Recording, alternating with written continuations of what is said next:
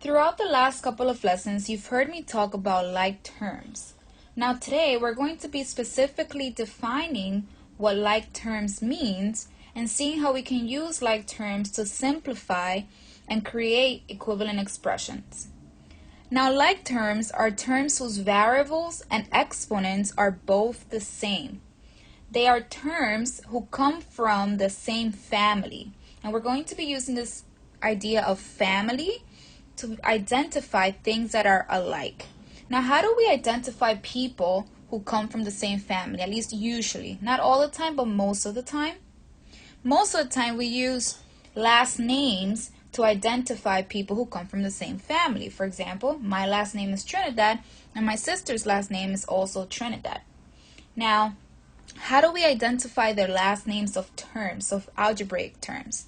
So if we have, for example, the terms 2x and 5x, we want to figure out what the last names of these two terms are, and if they're the same, then that means they're from the same family. In 2x, my first name, the first name of 2x is the coefficient, which is 2, so this is the first name. And the last name is going to be the variable, which in this case is the x.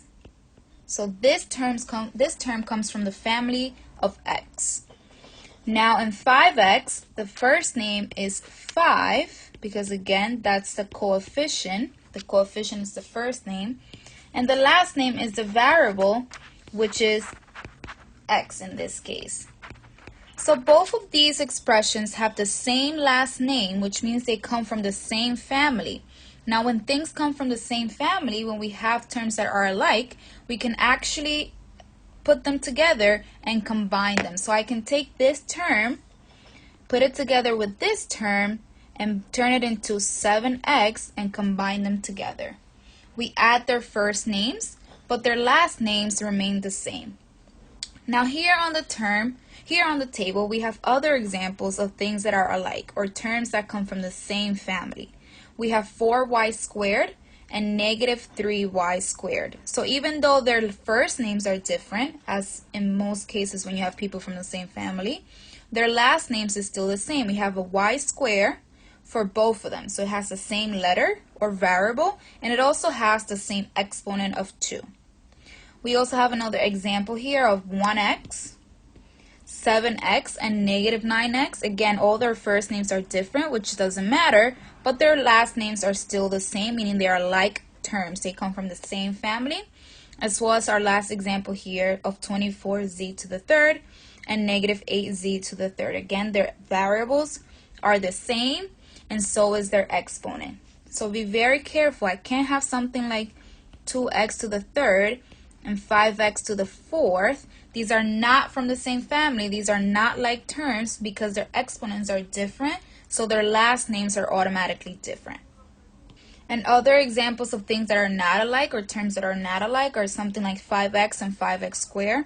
Again, their last names are different. They don't share the same exponent, which means they don't come from the same family, as well as these other examples. Y squared and 8x are not even the same letter, so we already automatically know they can't come from the same family either. As well as these three terms, we have a z squared, and we have a z to the third. So even though they have the same letter, their exponents are different, which means again that they're not from the same family. They are not like terms. We need both of these things, variables and exponents, to be the same in order for things to be alike or from the same family. So here we're going to learn how to use this idea of like terms, or things that come from the same family, to simplify these expressions or make them shorter and create an expression that's simpler and shorter but still equivalent to what we are originally given in our example. Notice that we are not solving for anything here. This is not an equation. This does not have an equal sign. We are just simply creating an equivalent expression that gives us the same value as what we have. So the first thing that I'm going to do here is I'm going to box the first term that I have here. And you're going to see that I'm going to use different shapes to help me organize my work and keep track of the terms that are alike and that I'm able to combine. So I'm going to box my 1n that I have here.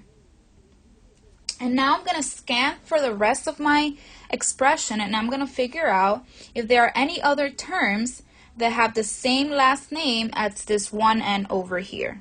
Now I notice that the last name for 1n is the letter n, and I notice that this 5n over here also shares the same letter and exponent. So I'm going to go ahead and box that as well. Now notice that I boxed both the term and the sign that came before it. If there's a minus before that term, we're going to treat it as a negative and box it along with the term. If there's a plus, we're going to do the same thing and box it along with the term as well. So now I'm combining the terms 1n and negative 5n. Now when we are combining like terms, there is only one operation that we are able to use, and that is the operation of addition. We are not multiplying, we are not dividing things, we are not subtracting things, we are simply just adding things that are alike. We might be adding two positive numbers, or maybe two negative numbers, or maybe a positive and a negative number, but we're always going to be adding. So in this case, since I'm combining 1n and negative 5n, I'm going to go ahead and add their first name. So I'm going to add their coefficients. So I'm going to take this 1 and I'm going to add it with negative 5, because remember, we're including the sign that comes before it. So when I put this in my calculator, this is going to give me a negative 4.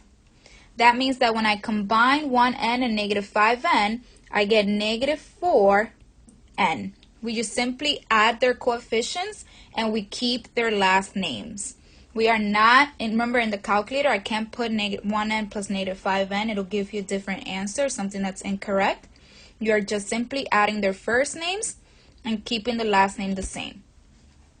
So now that I've combined the terms from the family of n, now I'm going to circle this next term of positive 4, and I'm going to figure out, well, who else comes from that same family? Now you're probably wondering, well, there's no last name here. Now in terms that are constant, like this 4, or terms that don't have a variable, we say that these terms come from the family of no last name. So I'm looking to see, I'm scanning my expression and I'm looking for another term that also does not have a last name. In this case, I'm going to circle, I'm using the same shape that I used for the 4, this negative 9. So on my calculator, I'm going to add 4 plus negative 9, which is going to give me a value of negative 5. So that means when I combine these two things, again, I'm going to include their sum, which is negative 5. And there's no last name, so I don't have to write a variable for it. So now, negative 4n comes from the family of n. Negative 5 comes from the family of no last names. So these two things come from two different families. They're two different terms. They are not alike. So I can't combine anything else any further. I cannot simplify this any further. So my final answer here is just simply negative 4n minus 5. That means that this expression is equivalent to my original expression of 1n plus 4 minus 9 minus 5n. If I wanted to check, I can pick any number for n. I'm going to say n is equal to 1 and see if it gives me the same thing, because they're equivalent. That means they should both work the same. So I have 4, negative 4, parentheses 1 minus 5. And if I plug that into my calculator, that's going to give me negative 9. And on this side, I have, on the original expression, I have 1, parentheses 1, plus 4, minus 9, minus 5, parentheses 1. And if you plug this into your calculator the exact same way you've written it, you'll see that it'll also give you negative 9, which means that we've done our work correctly. All I did here was identify things from the same family using my different shapes, and I added them to figure out what they combine to. Now here's another example. Now this example looks a little longer. That just means that we have multiple families here, and we're gonna see how we can make this much more shorter than what we have here. So first, I'm just gonna add coefficients of 1 wherever there are none, and now I can go ahead and start looking for things that come from the same family. So first I'm going to box this 11. So I'm looking for things that have no last names. So for another term that has no last name, in this case is a -4. Now sometimes you might have multiple things, more than 2 things that come from the same family. Sometimes you might have a term that doesn't have a family member, and you'll see an example of that in just a minute. So here I have 11 and -4. So on my calculator, again, I'm going to add 11 plus -4 to give me a value of 7. So I'm going to bring that 7 down because that's what I get when I combine those 2 things. Now I'm going to go ahead and circle my next family, which is this positive 6x. So again, I'm scanning the rest of my expression to see if there's anything else that has the same variable and the same exponent. In this case, this -1x. Notice that I didn't box -1x squared or 3x squared or 2x to the third, because even though they have the same letter, they do not share the same exponent.